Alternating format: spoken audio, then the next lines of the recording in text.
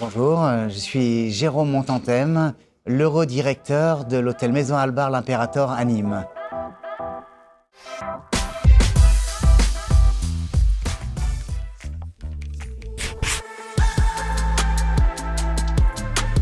Je suis arrivé le 9 janvier et j'ai le plaisir de travailler avec une équipe formidable, avec des chefs superbes. J'ai découvert une équipe absolument extraordinaire à l'hôtel Impérator et je prends beaucoup de plaisir à être arrivé à Nîmes.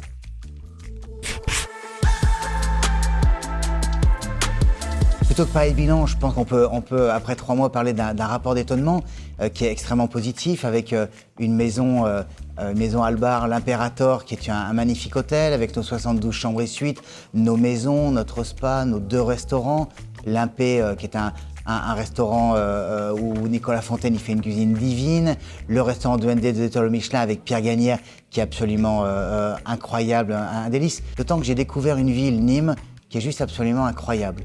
Une ville qui est non seulement une ville historique, mais une ville dans laquelle on aime y déguster des très bons produits, riches de légumes, de l'arrière-pays, de poissons qui viennent directement du Gros du Roi, des bouchers qui sont dingues, des bistrots qui sont incroyables. Enfin, vraiment, je n'imaginais pas que la place de la gastronomie était aussi importante dans cette ville de Nîmes.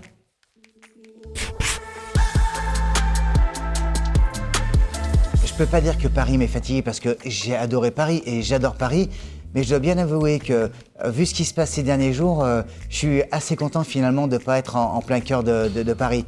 Ayant connu les gilets jaunes, les grèves de 98, de 99, etc., j'avoue que je suis vraiment très content d'être à Nîmes, mais je ne dirais pas que Paris m'a fatigué. Paris restera une très belle capitale et le calme, j'en suis sûr, va très vite revenir.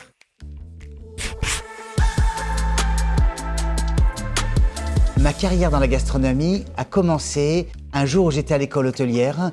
On organisait une soirée et on avait invité un chef qui s'appelle Jean Montagard, qui était venu, qui était un spécialiste de la cuisine végétarienne. C'était, je vous parle de ça, en 89 ou en 90. Vous voyez, lors de cette soirée, le chef me dit est-ce que vous n'avez pas de travail, est-ce que vous avez un travail pour cet été? Et je dis bah oui, moi j'ai pas de travail pour cet été, j'aimerais en avoir un. Il me dit je vous envoie à Gordes, vous allez travailler à la Bastide de Gordes avec Alain Soliveres et il cherche quelqu'un pour la saison. Moi, je pars à la Bastide de Gordes pour cette expérience-là, sans savoir si je vais dans un restaurant gastronomique, si je vais dans une pizzeria, dans un café de village. Je pars et je suis très heureux de partir à Gordes et surtout je suis très heureux d'avoir un job pour l'été. Il s'avère que cette semaine, je reparle avec Pierre Gagnère, je lui explique mon parcours, je lui explique cette anecdote qui me tient à cœur en disant jamais j'oublierai ce que Jean Montagard a fait parce que c'est lui qui m'a mis un premier pied dans la gastronomie. Et devinez qui est Jean Montagard. Jean Montagard est ni plus ni moins que le papa de l'assistante de Pierre Gagnère.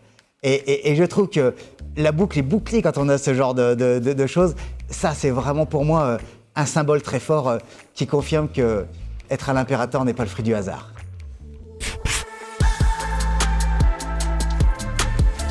Les premières personnes que j'ai envie d'accueillir, c'est les personnes qui m'ont permis de vivre ma passion et de le vivre pleinement.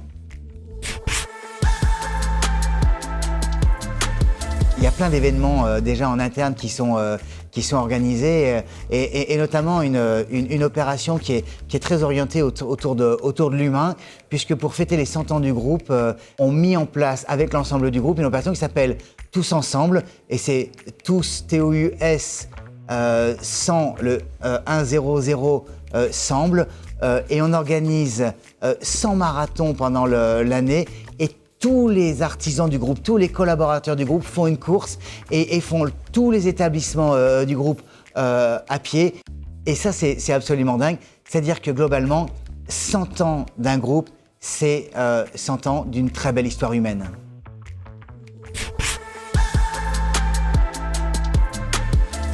J'allais dire avec un mélange d'impatience et peut-être un petit peu de stress pour être certain qu'on réussisse cette feria. On organise un événement en gardant la brasserie Limpé ouverte avec un menu spécial feria qui reste accessible, un superbe menu autour de la feria. On va transformer le cloître, c'est-à-dire la partie intérieure, la cour intérieure, en espace lounge où on va pouvoir venir déguster des tapas de 10h à minuit le soir. On va organiser une vraie bodega qui soit accessible au plus grand nombre pour qu'on puisse venir prendre un verre et s'amuser à la bodega et n'en partir qu'à 2h du matin. On veut organiser une vraie très belle fête et une vraie très belle feria 2023.